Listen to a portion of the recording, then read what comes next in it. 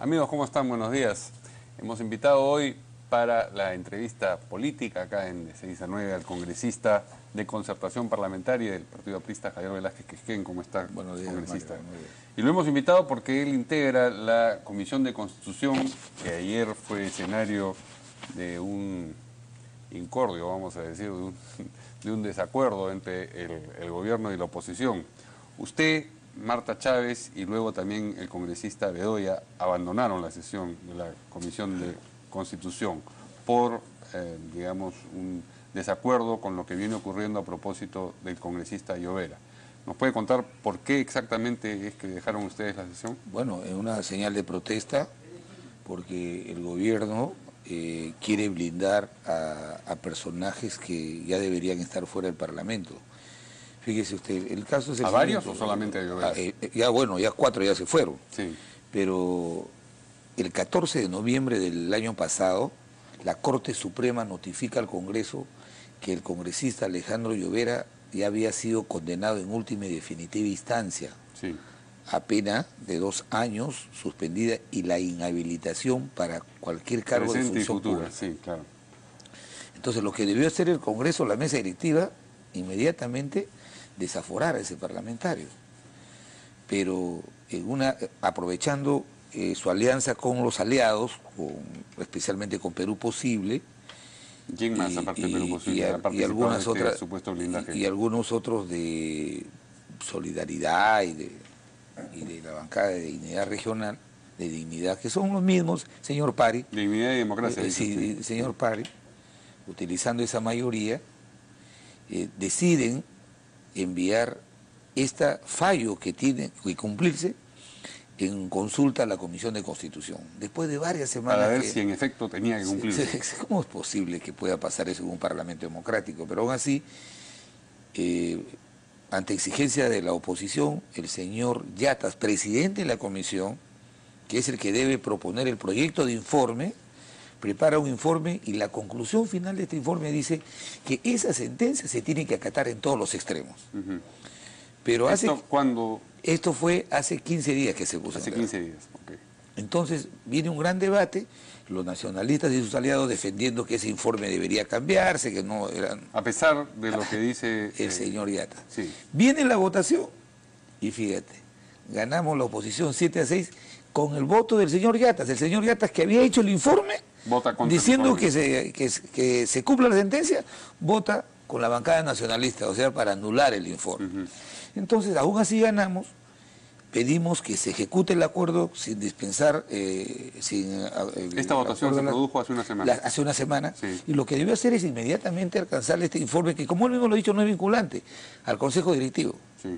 Pero ayer repentinamente el señor Otárola, Gastañudí y el señor Rivas deducen una nulidad sin sustento reglamentario.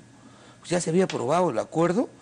Una nulidad del acuerdo Exactamente. votado en mayoría. Y tenían un video que la votación había estado mal hecha.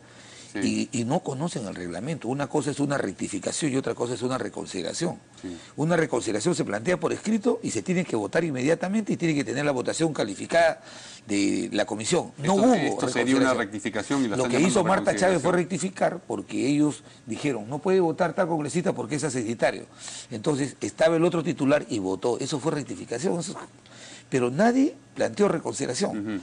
Ahora resulta que quieren deducir la nulidad y no hay en el reglamento un artículo o una prescripción que establezca que se puede deducir la nulidad. ¿Es tan importante para el oficialismo y sus aliados la permanencia de Llovera en el Congreso? Necesitan esos votos para seguir blindando en las comisiones investigadoras que están investigando a Nadine Heredia, y necesitan esos votos para salvar a sus parlamentarios. ¿Y Llovera está votando sistemáticamente con el gobierno? Con el gobierno, inclusive en contra de su bancada. Y te contaré, por ejemplo, un caso que lo vamos a tener... Él está en Acción Popular frente a... Sí, pero fíjate, en el caso del congresista Reigada, la votación fue 45-45. Sí. ¿Y quién dirimió? La presidenta del Congreso, que por consideraciones éticas no debió dirimir. Pero ella dirimió. Si no hubiera votado Reigada desde noviembre, que debió salir del Parlamento, Llovera. entonces Llovera, Sí. Reigada ya estuviera en su casa. Porque es un hecho tan grave. Yo no sé cómo ahora van a acusar, por lo que ha pasado el domingo de estas contrataciones, cuando este señor tenía a sus empleados trabajando en el fondo Mi Vivienda para su empresa constructora. Entonces, tú me ayudas y usted revisará desde noviembre la votación de Llovera es así, disciplinadamente con el gobierno. No puede ser posible que el Parlamento tenga en el Congreso una persona que está inhabilitada para la función pública.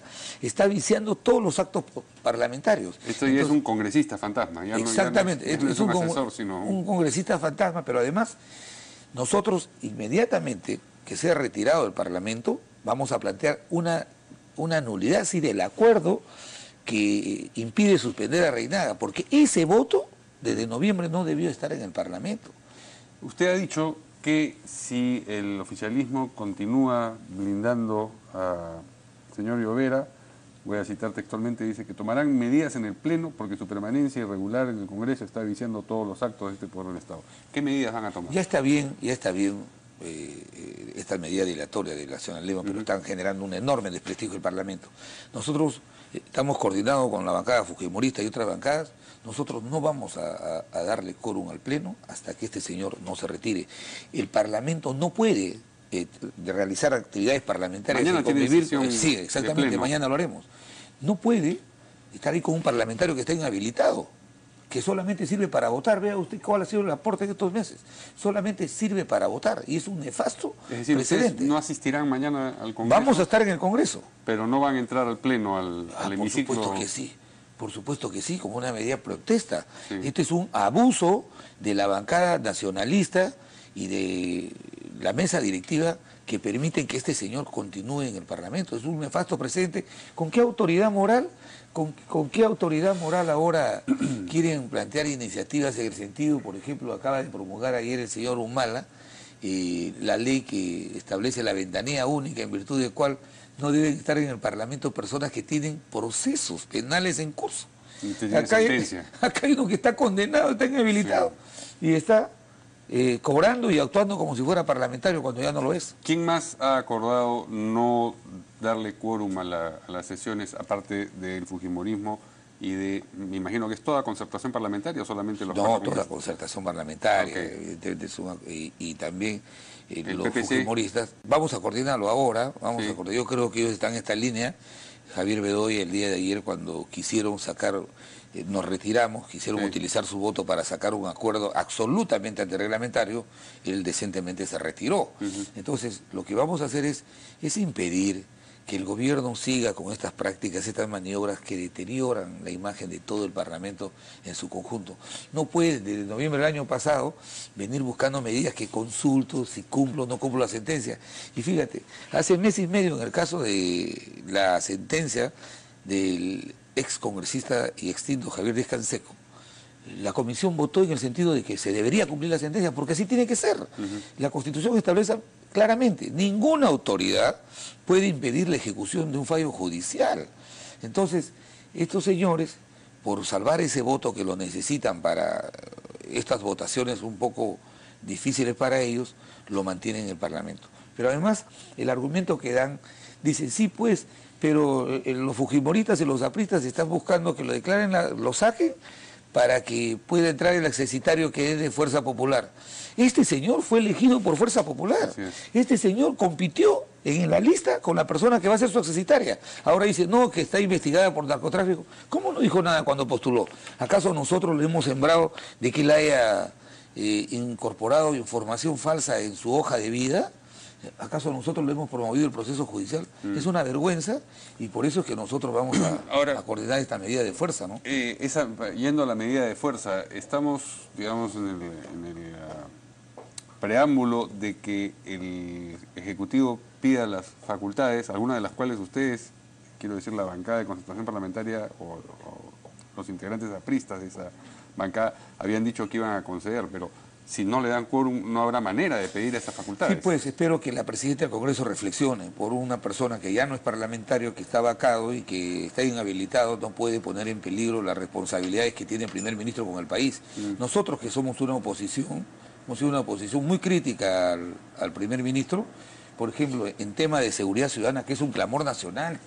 tres asaltos en la semana han habido en restaurantes, hay sicariato, por eso hemos dicho vamos a dar las facultades. Pero ojo también, si esto es un problema de carácter nacional, nosotros no vamos a poner en peligro estas facultades, corren en cuerda separada. Bueno, pero entonces van a entrar al Pleno a dar las facultades y después se vuelven a retirar, ¿o qué? Si se trata de las facultades, lo veremos.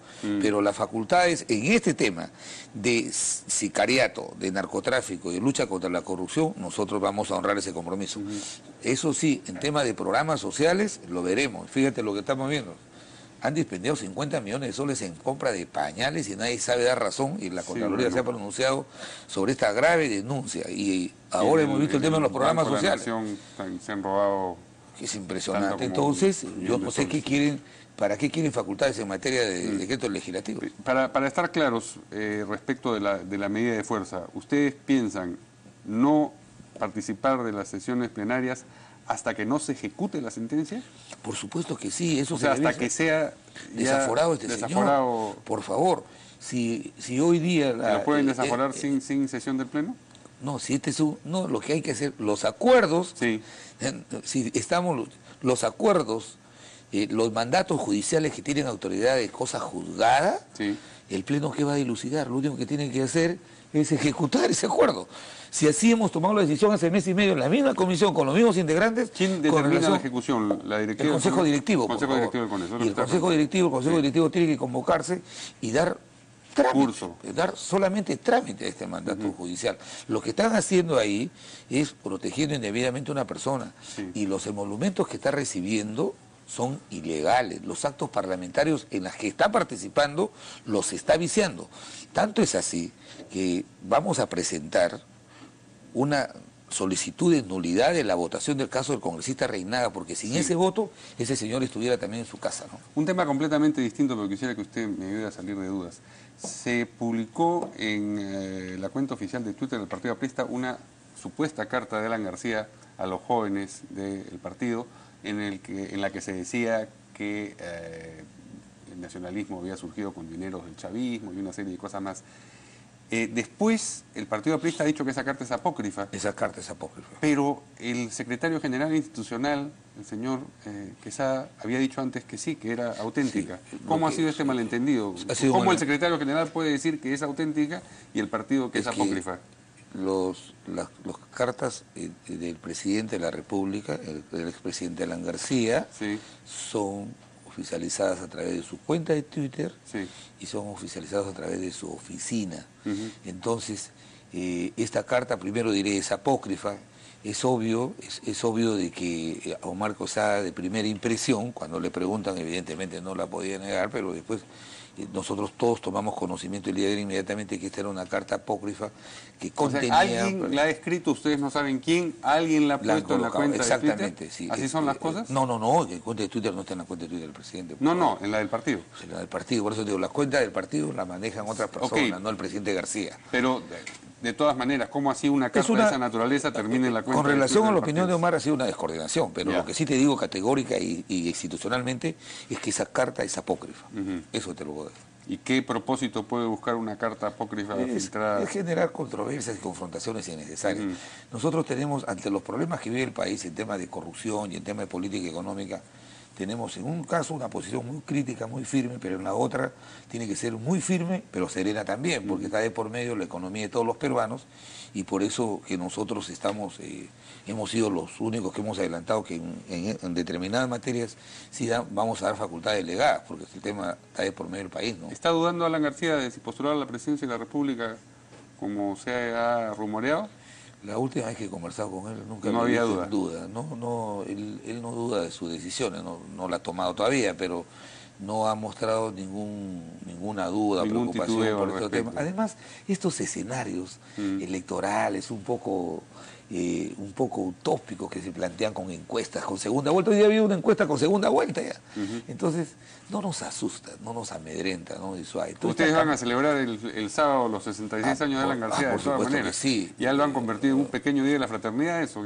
Pero además es una fecha concurrente con otra también histórica, el 23 de mayo de 1923. También histórico, o sea que el santo de Alan García es histórico. Exactamente, mira, el 23 de mayo de 1923 cuando Leguía quiso entronizar al Sagrado Corazón de Jesús, ofrendó su vida, un obrero tranviario y Víctor Raúl se opuso exactamente. a Entonces, esa consagración. Sí. esa es una fecha para nosotros muy importante, sí. Es el cumpleaños del expresidente Alan García, y obviamente que nosotros vamos a rendirle el homenaje que él se merece, ¿no? ¿Y le harán un minuto de silencio a lo que le está ocurriendo, sin embargo, al ministro Pastor? No, expresamos nuestra solidaridad. Sí, es sí. una sentencia injusta, absurda. Me parece muy bien que Aurelio, a pesar de lo injusta esa sentencia como abogado, como exministro, haya dado el ejemplo y se haya sometido a las reglas que le ha impuesto la sala, pero tenemos la seguridad que la Corte Suprema va a revocar este fallo que es injusto, ¿no? Muy bien, muchas gracias al congresista Jairo Velázquez. Vamos a ver qué ocurre efectivamente en el Pleno a propósito de el cumplimiento o no de la sentencia que pesa sobre el congresista Llobet. Muchas gracias, se quedan con Carlos y Carla, buenos días.